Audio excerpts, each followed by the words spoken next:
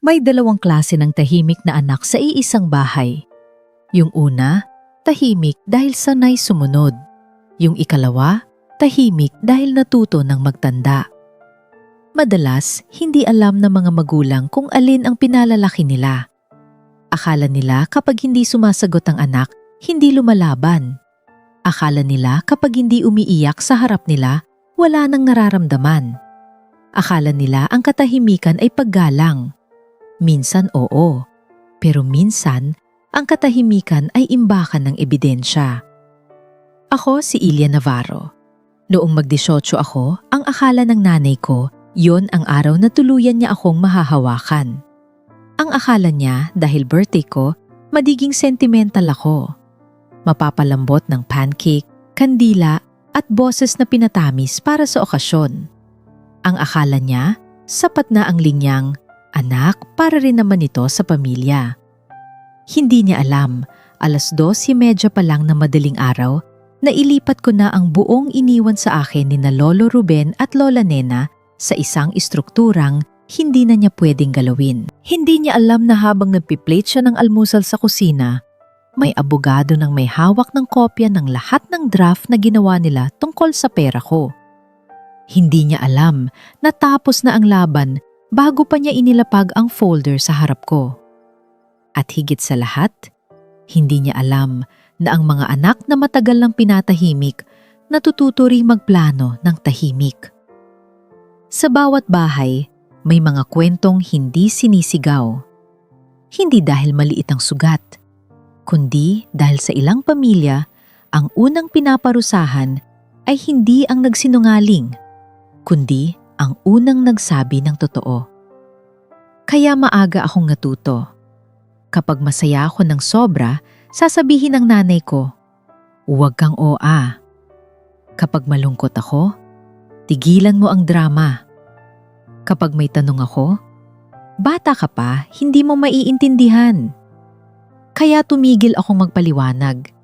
Hindi dahil wala na akong gustong sabihin, kundi dahil napansin kong sa bahay namin lahat ng emosyon na ibibigay mo pwedeng bumalik sa'yo bilang sandata. At isang umaga sa mismong mesa kung saan ako pinalaking tumahimik, dun din nalaman ng pamilya ko na hindi lahat ng tahimik ay sunod-sunuran. Namatay ang tatay ko noong 10 taong gulang ako, si Papa Adrian Navarro. Hindi siya perpektong tao, pero siya yung klase ng magulang na marunong makinig ng hindi ka pinapahiya. Kapag umiiyak ako dahil sa maliit na bagay, hindi niya sinasabing arte. Tatanungin niya muna kung bakit. Kapag masaya ako, hindi niya ako pinapakalma na parang istorbo ang tawa ko. Sasabihin niya lang, "Sige, ilabas mo lang, bata ka." Isang umaga, hindi na siya umuwi mula sa biyahe. Aksidente raw sa expressway. Madulas ang kalsada. Mabilis ang lahat pagkatapos noon. Lamay, dasal, bisita, try ng kape, mga bulong ng kamag-anak na akala nila hindi ko naririnig. At sa gitna noon, ang nanay ko, si Cora, umiyak ng tama, sa tamang oras, sa tamang dami. Parang alam niya ang volume na tanggap ng mga tao. Pagkalipas ng ilang buwan, iba na ang tono ng bahay. Hindi na lungkot ang nangingibabaw. Pag-aayos na. Paglilinis, pagpapalit ng kortina, pagkukumpuni ng kusina. Parang may gusto siyang burahin na mas malalim pa kaysa alaala. 2 taon pagkatapos mamatay si Papa, nag-asawa siyang muli. Si Ramon de la Vega. Kontratista. Malakas ang boses, malaki ang pickup, mas malaki ang yabang. May anak siyang si Kyla, 2 taon ang bata sa akin. At bigla na lang may isa na namang babae sa kabilang kwarto na mas madalas mapagbigyan kaysa sa akin. Sa bahay, mabilis kong natutunan ng bagong sistema. Si Kyla ang madaling bigyan ng papuri. Maganda raw ang energy niya. Palaban, social. Ako naman, masyadong seryoso. Masyadong tahimik.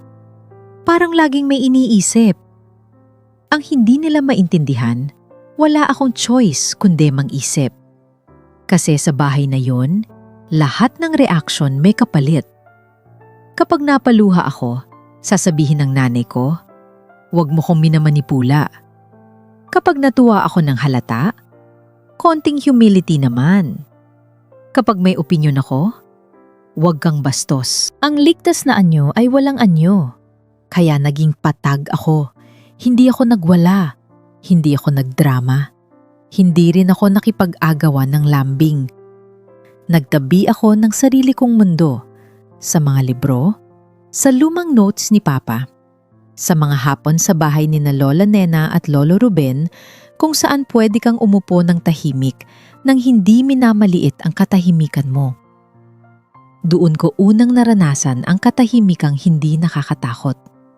Yung walang nakaabang na parusa sa dulo. Yung kapag nagsalita ka, hindi ka agad huhusgahan. Yung kapag tumawa ka, may kasama ka sa tawa, hindi audience sa pagkakamali mo.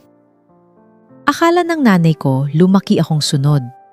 Ang totoo, lumaki akong mapagmasid at may malaking pagkakaiba ang dalawa. Si Lola Nena ang unang nagsabi sa akin na hindi lahat ng mababait ay ligtas at hindi lahat ng mahihina ay talo. Hindi niya yon lecture. Isang hapon lang habang naghihiwa siya ng mangga at ako'y nakaupo sa may bintana. Sabi niya, "Elia, may mga tao na gustong ikaw ang pinakamabait sa lahat para sila ang may kalayaan maging pinakamasama." Hindi ko pa gaanong naintindihan noon. Naintindihan ko lang nang mawala siya. Breast cancer ang kumuha sa kanya. Paulit-ulit siyang lumaban hanggang sa mapagod ang katawan niya. Noong mga huling buwan niya, madalas akong tumabi sa higaan niya at mabasa ng malakas. Minsan nobela, minsan balita, minsan listahan lang ng mga gusto niyang ipabiling halaman para hindi kami masyadong malungkot. Noong huling linggo niya, hinawakan niya ang kamay ko at sinabi, "Hindi ka mahirap mahalin. Huwag kang maniniwala kapag may nagparamdam sa iyong pabigat ka." Matapos siya, si Lolo Ruben naman ang lalong tumahimik. Hindi dramatic na katahimikan. Mas parang bahay na lumalamig pagtakip silim. Nasa kanya pa rin ang lambing, pero may halong pag-aalala na noon ko lang napapansin. Nang maglabing-anim ako, 2 buwan akong halos tumira sa kanila habang nagre-recover siya mula sa unang maliit na stroke. Tinuruan niya ako kung paano tingnan ang papeles na parang hindi lang papel. "Pirma," sabi niya minsan habang inaayos ang lumang filing cabinet, "ay hindi tinta lang. Pahintulot yan. At maraming tao ang gusto mong pumayag ka bago ka pa matutong tumanggi." Noong huli niyang birthday na kasama ko siya, binigyan niya ako ng maliit na kahongyari sa nara. Luma na, makinis na sa hawak, may amoy na halo ng kahoy at lumang aparador. Sabi niya, "Sa'yo yan. Huwag mong ipamigay." Simple lang, wala nang dagdag. Pagkamatay niya makalipas ang 1 taon, doon lang naging malinaw kung bakit marami ang nakatingin sa akin sa burol na parang gusto nilang sukatin ang magiging buhay ko. May iniwan siya sa akin na hindi sentimental lang. May pera, hindi showy na old rich fairy tale, pero sapat para baguhin ang trajectory ng buong buhay ko. Halaga mula sa bentahan ng lupa, long-term investments, at ilang stock na matagal niyang hinawakan. Lahat yon, ayon sa binasa sa opisina ng abogado, ay nakapangalan sa isang trust arrangement para sa akin na magiging buo ang kontrol ko pagdating ng 18 kaarawan ko. Hindi ako na-excite agad. Natakot ako kung totoo. Hindi dahil sa pera mismo, kundi dahil nakita ko ang mukha ng nanay ko nang mabasa ang detalye. Hindi saya, hindi pagmamayabang, hindi relief, kundi yung tingin ng taong may biglang nakita na pinto at iniisip kung paano makakapasok kahit hindi kanya ang susi. Pag-uwi namin mula sa reading ng dokumento, wala siyang masyadong sinabi. Pero ilang araw matapos noon, nagbago ang paligid ng bahay. Mas madalas ang bulungan sa kusina. Mas madalas ang "we'll talk when the time is right." Mas madalas ang "bata ka pa, kami na ang bahala." At isang gabi, binuksan ko ang kahong bigay ni Lolo Ruben. Nandun ang lumang larawan nila ni Lola, isang rosaryo, at isang sobre na may sulat kamay niya sa labas. Buksan mo lang kung may hindi tama bago ka mag-18. Doon nagsimulang tumigas ang kutob ko. Hindi ko agad binuksan ang sulat. Ilang araw ko muna iyong hinawakan, pinaliktad, tinitigan na parang may lalabas na sagot sa tinta pa lang. Minsan kasi, ang totoo, mas nakakatakot kapag hindi mo pa binubuksan. Habang sarado, may ilusyon ka pang baka mali ka. Baka praning ka lang. Baka hindi naman talaga kayang gawin ng sariling nanay mo ang iniisip mo. Pero ang mga maliliit na bagay sa bahay namin, isa-isang tinulak ako papunta sa katotohanan. Tuwing Miyerkules ng hapon, may dumarating na lalaking naka-long sleeves kahit mainit. Minsan kulay abo, minsan kulay cream, laging may leather portfolio. Una, sabi ni Mama, insurance daw. Sumunod na linggo, financial consultant. Pagkatapos, kaibigan daw ni Ramon na tumutulong sa business restructuring. Iisa lang ang totoo sa tatlong paliwanag na yon. Nagsisinungaling siya. Minsan, maaga akong nakauwi mula sa school dahil kanselado ang isang activity. Pagpasok ko sa bahay, narinig ko sila sa kusina. Hindi ko agad ipinahalata na nandoon ako. Si Ramon ang unang nagsalita. Kapag nag-alinlangan, ikaw na ang kumausap. Sa'yo susunod yan. Sagot ni Mama kalmado. Hindi siya mag-alinlangan. Sanay siyang natitiwala. Hindi ako huminga ng malalim. Hindi ako napakapit sa dingding gaya sa mga pelikula. Tahimik lang akong nakinig sapagkat mas totoo ang takot kapag wala kang audience. Tapos bumukas ako ng pinto ng malakas, sadyang may tunog. Biglang nag-iba ang tono nila. Ay anak, maaga ka? Gusto mo ng tsamporado? Traffic ba? Sa ilalim ng handbag ng nanay ko, may sumilip na sulok ng folder. Cream paper. Emboss na pangalan ng law office. Nakuha ng mata ko bago pa niya maitago ng buo. Nang gabing iyon, binuksan ko ang sulat ni Lolo Ruben. Maiksi lang, diretsahan, walang drama. Elia, kung binabasa mo ito, malamang may pumipihit na sa mga bagay na para sa'yo. Ayokong turuan kang kamuhian ang sarili mong ina. Pero ayoko ring iwan kang walang depensa. Tawagan mo si Ate Salvador Cruz. Alam niya ang lahat. May karapatan kang protektahan ang sarili mo. May karapatan kang pumili. May numero sa ibaba. Hindi ako umiyak. Hindi rin ako nagalit agad. Ang una kong naramdaman ay hiya. Hindi hiya para sa sarili ko. Hiya na may taong kailangang maghanda ng lihim para lang siguraduhin hindi ako mananakawan ng sarili kong pamilya. Tinawagan ko ang numero kinabukasan habang nasa labas ako. Nakaupo sa isang waiting shed sa gilid ng subdivision para walang makarinig. Hindi sekretary ang sumagot, kundi isang lalaking mababa ang boses at walang pagmamadali. Salvador Cruz speaking. Pagbanggit ko ng pangalan ni Lolo, tumahimik siya ng kaunti. Hindi yung alanganing katahimikan, yung kumpirmasyon. Parang may kahon sa isip niya na matagal nang may label at sa wakas may dumating na para buksan iyon.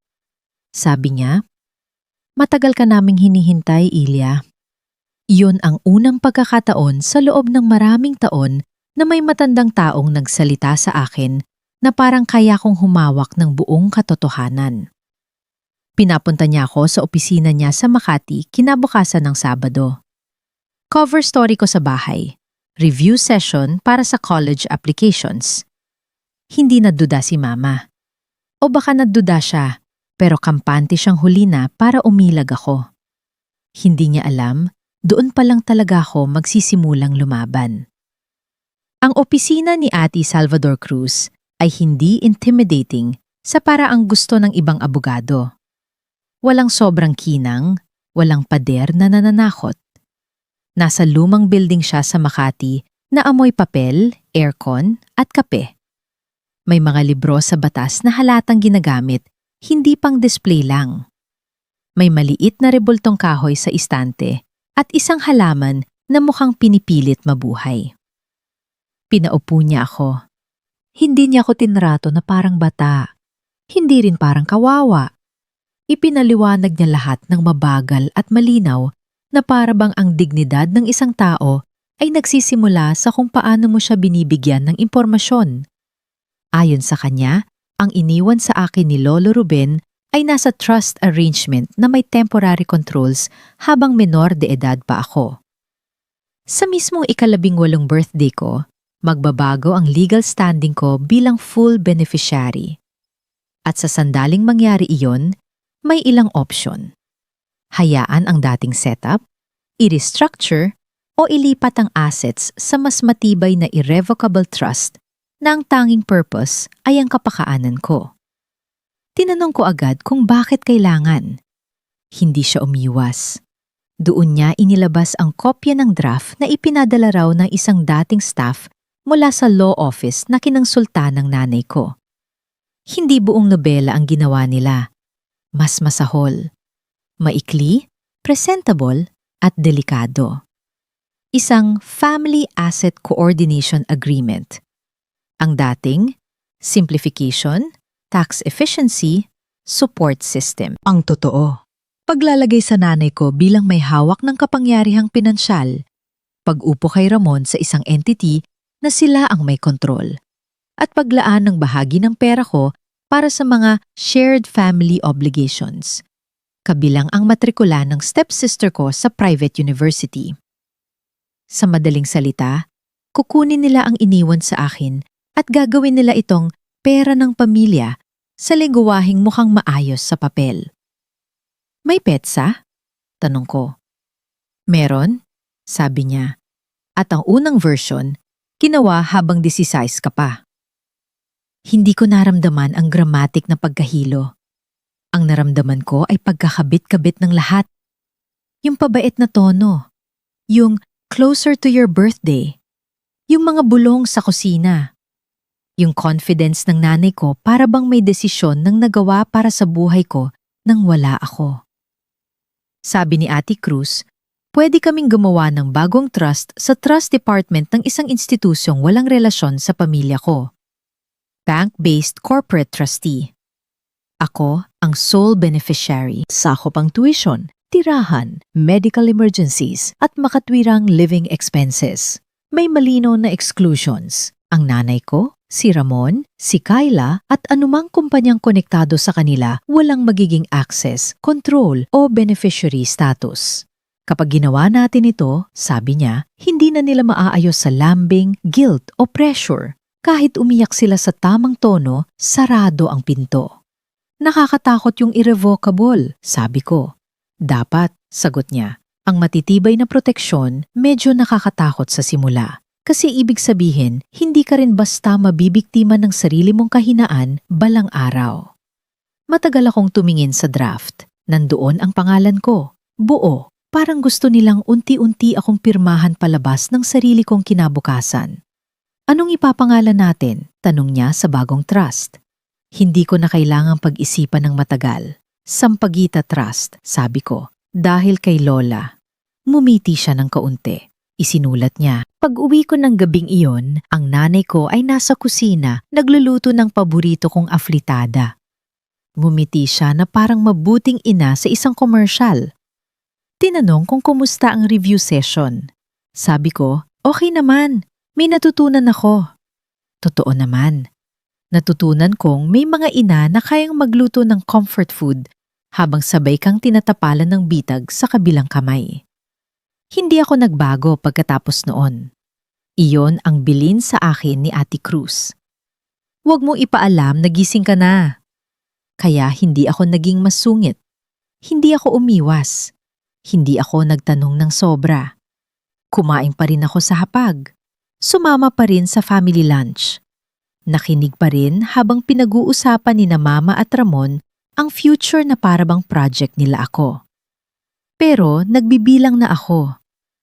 Ilang araw bago ang birthday ko, nag-announce si Mama ng simpleng family breakfast. Iyon pa lang, alam ko nang hindi yon simpleng breakfast. Sa bahay namin, ang salitang family madalas ginagamit kapag may gustong ipasa na obligasyon sa iisang tao. Noong gabing bago ang kaarawan ko, may pa-dinner pa sa isang private clubhouse sa subdivision. Nakaayos ang lahat. May cake, may konting bisita, may mga toast na parang campaign speech. Our Elia is finally becoming a woman. She's so responsible. She's always been mature beyond her years. Lahat ng papuri may pakay. Ramdam ko sa tono. At sa gitna ng room, may lalaki sa dulong mesa na hindi ko kilala noon pero alam kong hindi bisita lang. Hindi siya kaanak. Hindi rin kaibigan. Nandun siya na parang naghihintay ng signal. Briefcase. Tahimik. Nanonood ng hindi halatang nanonood. Nang bahagyang tumango si Ramon sa direksyon niya, sapat na yon. Pag-uwi ko, hindi ako agad natulog. 11:30, nasa kwarto na ako. Nakalak ang pinto. Nasa desk ang laptop ko. Sa kama, nakalatag ang ID ko, ballpen, at ang kahon ni Lolo. Nasa Zoom si Ate Cruz bago mag-2:00. Sumunod ang representative mula sa trust department ng bangko. Sumunod ang online notary. Walang music, walang grand speech, wala ring dramatic background. Ang mga pinakamahalagang desisyon sa buhay, madalas tahimik lang talagang gawin. Ilang segundo bago mag-12 paglahat, naririnig ko pa ang mahinang tawa mula sa sala sa ibaba. Siguro nanonood ng TV si Ramon. Siguro nache-check ng messages si Mama. Siguro kampante silang bukas na nila kukunin ang gusto nila. Pagpatak ng 2:01, lumipat ang legal status ko.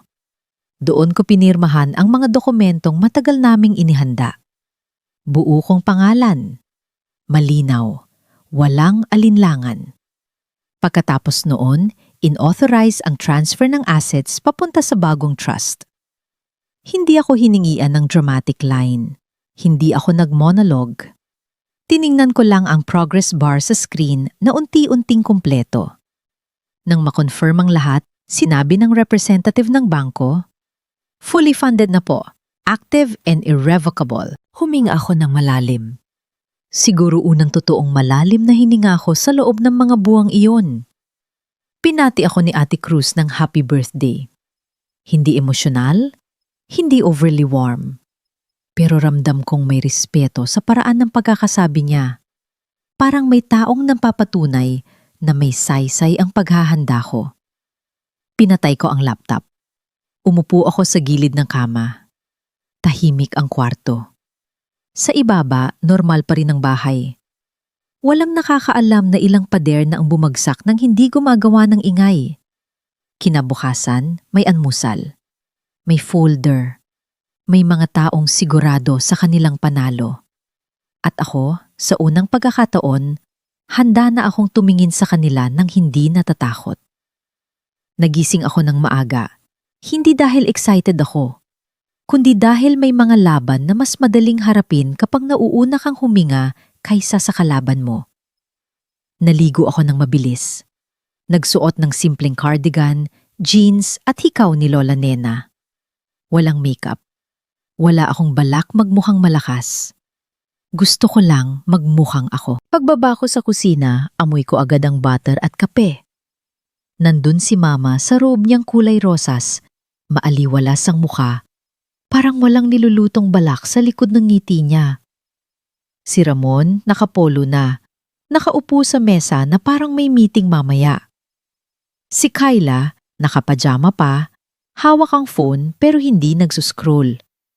Nakaabang din siya sa kung anong mangyayari. At nandun nga ang folder. Manila envelope. Nasa tabi ng kape ni Mama. Hindi man lang itinago. Ganoon sila kakampante. Birthday girl! Sabi ni Mama, sabay yakap na mas mahaba ng 3 segundo kaysa sa karaniwan. Make a wish ka mamaya. May 3 pancake sa plato ko. May kandila pa. Pinailaw ni Ramon. Sumunod ako sa eksena. Humiling ako ng tahimik. Hindi ng kayamanan. Hindi ng ganti. Ang hiling ko lang, sana alam ni Lolo na sinunod ko siya. Nakakain ako ng 2 subo bago inilapag ng nanay ko ang 2 kamay niya sa mesa. Yun na ang signal. Anak, sabi niya sa matamis na boses na ginagamit niya sa simbahan kapag gusto niyang magmukhang pinakamapagkumbabang babae sa barangay. Dahil ilapan ka na, may kaunti lang tayong pag-uusapan tungkol sa iniwan sa'yo. Okay po, sagot ko. Inusog niya ang folder papunta sa akin. Mabagal, maingat, parang regalo. Routine paperwork lang, sabi niya.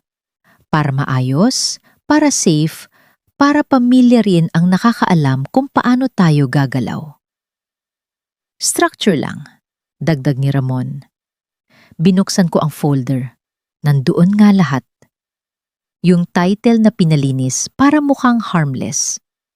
Mga pahinang may mga linyang legal na kapag minadali kang pumirma, madaling magmukhang normal. Co-management, family allocation, future planning, educational prioritization, internal holding vehicle. Kung ordinaryong teenager ang babasa, malilito.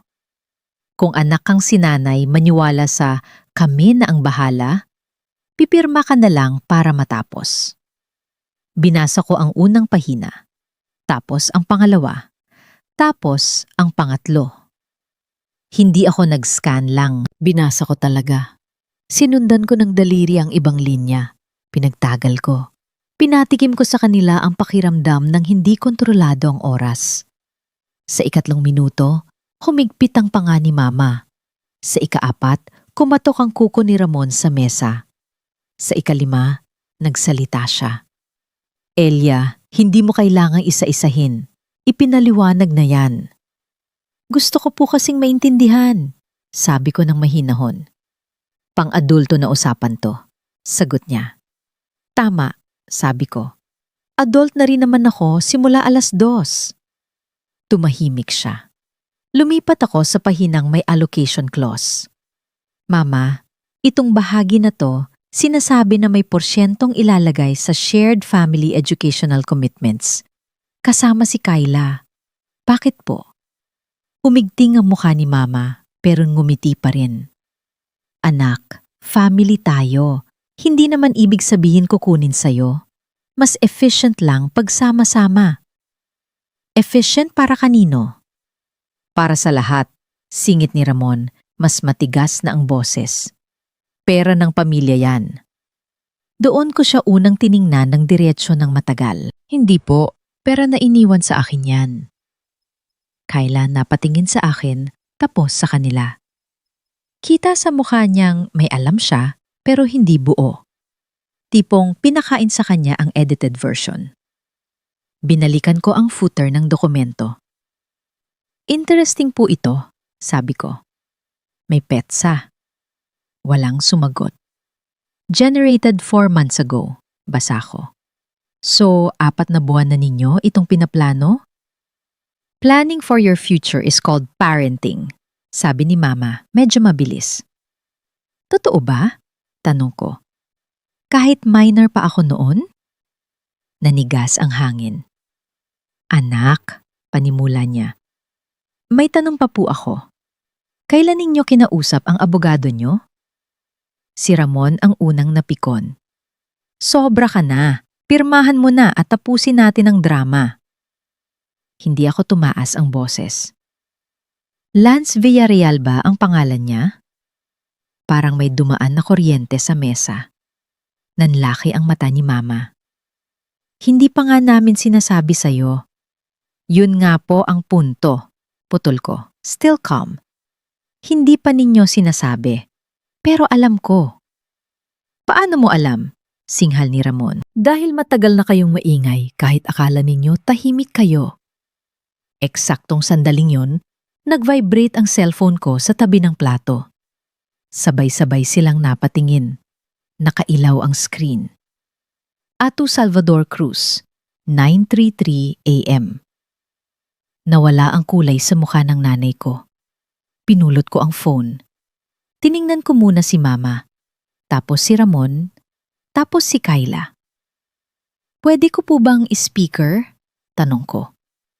Huwag mong sagutin, madiing sabi ni Ramon.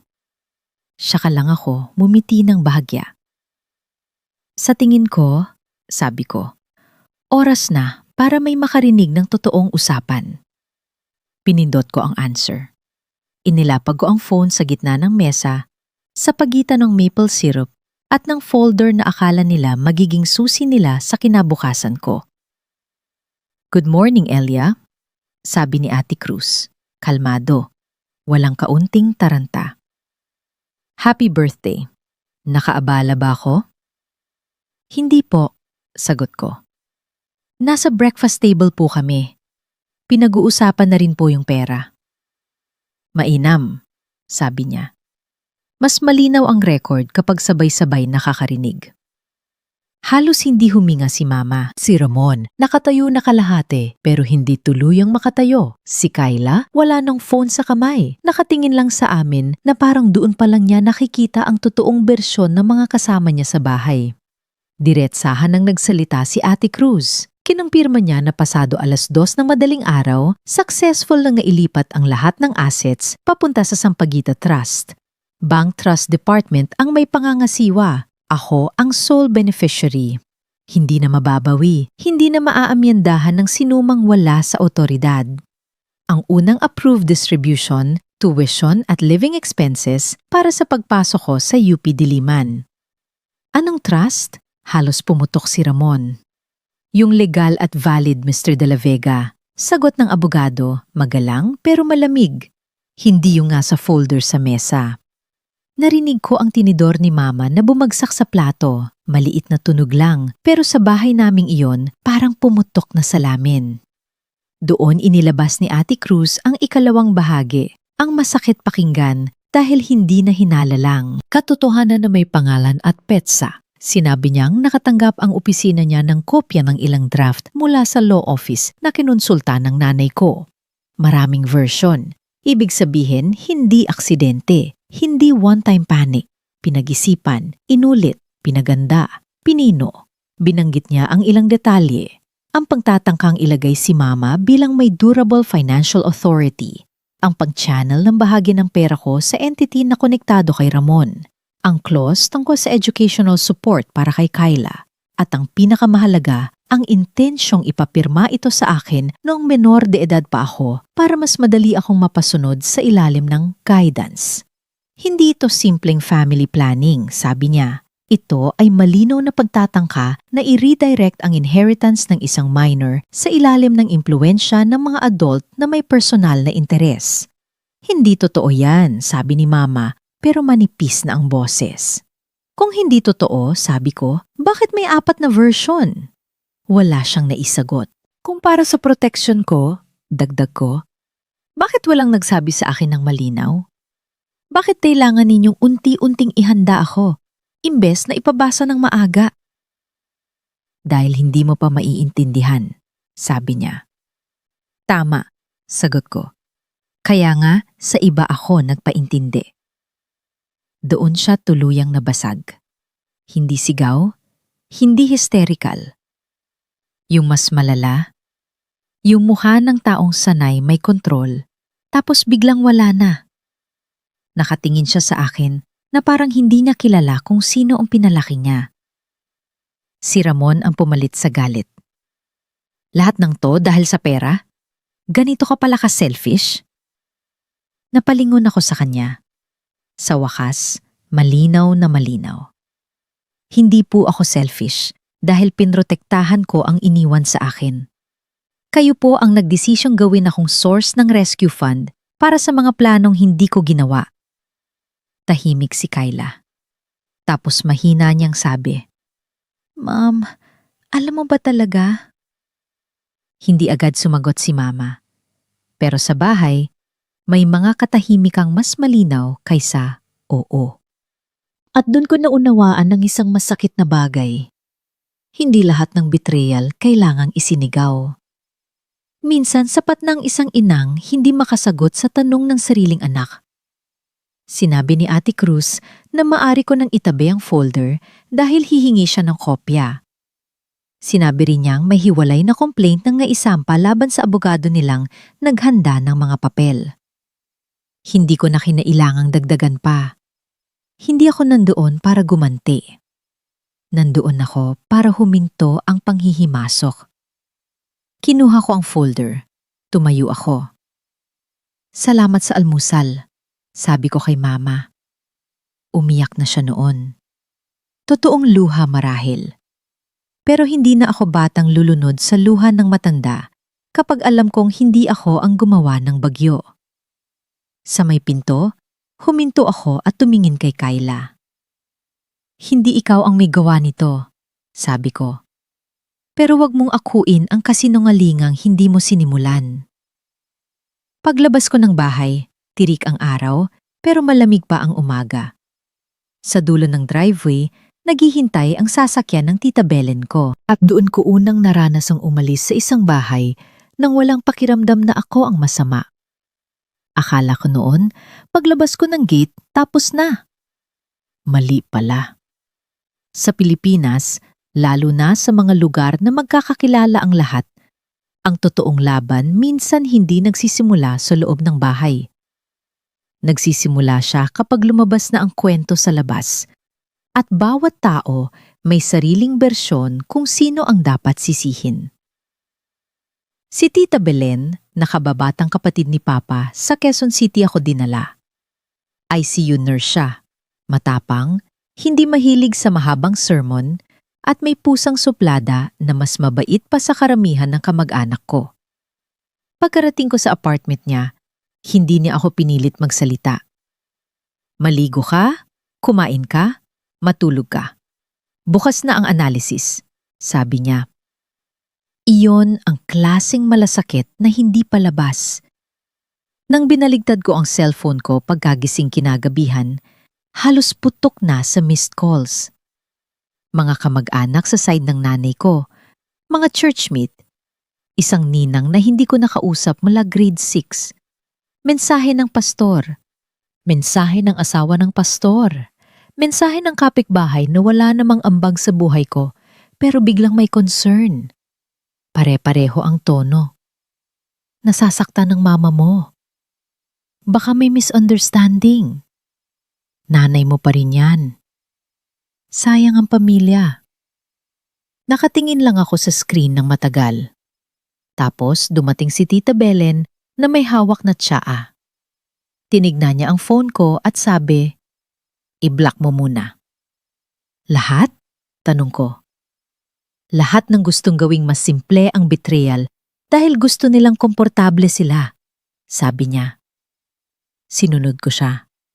Habang tahimik ako sa apartment niya, maingay naman sa bayan namin. Nakarating sa church group ang istorya, pero hindi sa bersyon ng nanay ko lang. May nakarinig sa private dinner bago ang birthday. May nakakita sa reaksyon ni Ramon sa breakfast. May kakilala sa bangko. May dating staff ng law office na nagsalita na. Ganun naman ang katotohanan. Mabagal lang sa simula, pero kapag umusad na, mahirap nang habulin ng makeup at magandang reputation. Nabalitaan ko na nayanig ang negosyo ni Ramon. Umaasa pala siyang mabubuhusan ng panibagong kapital kapag nakuha na nila ang pera ko. May utang sa supplier, may overdue sa equipment financing. Yung pickup na madalas niyang iparada sa tapat ng bahay na parang tropeo, na-repossess makalipas ang ilang linggo. Ang paborito niyang linya na "Family money stays with family" biglang nawala nang walang pera na sasalo sa kanya. Ang nanay ko naman, imbes na aminin ng ginawa, unang strategy niya ay paawa. Pangalawa, pagbaluktot. Pangatlo, paghihiwalay ng sisi. Kesyo si Ramon daw ang nag-udyok. Kesyo para raw sa stability ko. Kesyo gusto lang niyang siguraduhin hindi ako maloko sa murang edad. Pero ang problema sa mga taong sanay magkontrol ng narrative, hindi nila matanggap na may hawak ng papeles ang ibang tao.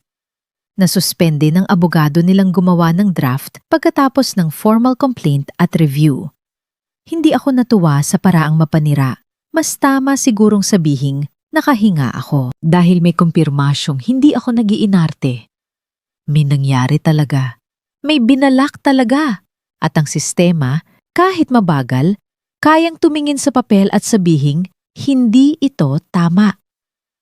Isang gabi, nag-text si Kyla. Ate, hindi ko alam na ganun kalaki. Akala ko pang tuition ko lang ang idadagdag. Sorry. 3 araw ko bago sinagot. Hindi dahil gusto ko siyang pahirapan, kundi dahil gusto kong siguraduhin hindi guilt ang magdidikta sa sagot ko.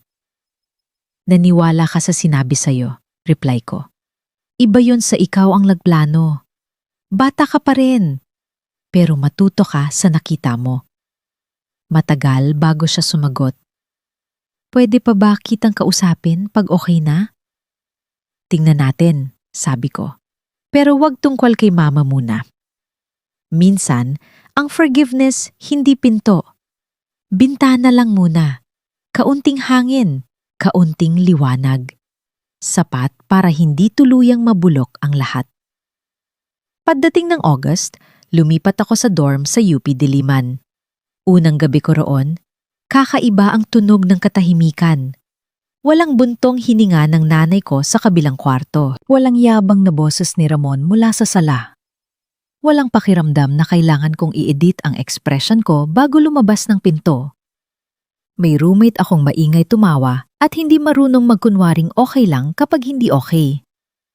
Nakakapanibago siya sa simula, pero unti-unti kong na-realize, may mga taong hindi mo kailangang hulaan palagi. May mga tahanang hindi sinusukat ang halaga mo basta kung gaano ka kadaling pasunurin. Ginamit ang pera ko sa dapat niyang paggagamitan. Tuition, dorm, libro, laptop na hindi naghihingalo kada exam week. Ilang therapy sessions na matagal ko nang kailangan kahit wala pa akong salitang mailagay noon. Hindi ako naging maluho. Hindi ako naging mapagigante. Ginawa ko lang ang hindi kayang gawin ng mga taong nakapaligid sa akin noon. Inuna ko ang kinabukasan ko nang hindi inaagaw ang sa iba. 1 taon matapos ang birthday na yon, tiningnan ko ang quarterly statement ng trust ko sa library. Tahimik lang ang screen. Mga numero, mga allocation. Walang drama, pero naisip ko si Lolo Ruben. Ang sulat niya, ang kahon. Ang simpleng babala na nagligtas sa akin sa isang uri ng pagkakagapos na hindi sana nakikita ng ibang tao mula sa labas. Naalala ko rin si Mama, at ito ang mahirap aminin. Hindi ko siya kinamuhian araw-araw. May mga araw na naaawa ako. May mga araw na galit ako. May mga araw na wala akong maramdaman. Pero hindi ko na obligasyong sagutin ang lahat ng emosyon niya. Hindi ko na obligasyong maging bangko ng guilt, shock absorber ng kahihiyan o pambayad sa mga maling pinili niya. Ang pinakamahalagang natutunan ko, hindi tungkol sa pera. Hindi rin tungkol sa batas. Tungkol ito sa katahimikan. Kasi may katahimikang galing sa takot. At may katahimikang galing sa kapayapaan. Noong bata ako, tahimik ako dahil mahal ang kapalit ng pagiging totoo sa bahay namin. Nung tumanda ako, tahimik pa rin ako. Pero iba na, tahimik dahil hindi ko na kailangang ipaliwanag ang sarili ko sa mga taong gusto lang akong maintindihan kapag sila ang makikinabang. Kung may nakikinig nito ngayon at may papel na gustong ipapirma sa'yo na hindi mo lubos maintindihan, huwag kang magpakabait para lang mapanatili ang comfort ng ibang tao. Magtanong ka. Magpabasa ka sa marunong. Humingi ka ng second opinion. Hindi ka wala ng respeto ang pagiging maingat. Hindi ka madamot dahil pinoprotektahan mo ang para sa'yo. At hindi ka masamang anak dahil tumanggi kang gawing investment plan ang sarili mong buhay. May mga magulang na iniisip na utang na loob ang pagpapalaki. May mga anak na habang lumalaki, unti-unting nauunawaan na ang pagmamahal na may resibo, may tubo, at may kondisyon ay hindi proteksyon. Transaksyon yon. At kung tahimik ka man layon, sana tandaan mo ito. Hindi lahat ng tahimik ay talo. Minsan, ang pinakatahimik sa bahay, siya pala ang may pinakamatibay na alaala. Siya ang may pinakamalinaw na listahan. Siya ang marunong maghintay ng tamang oras. Siya ang marunong pumirma para sa sarili niya.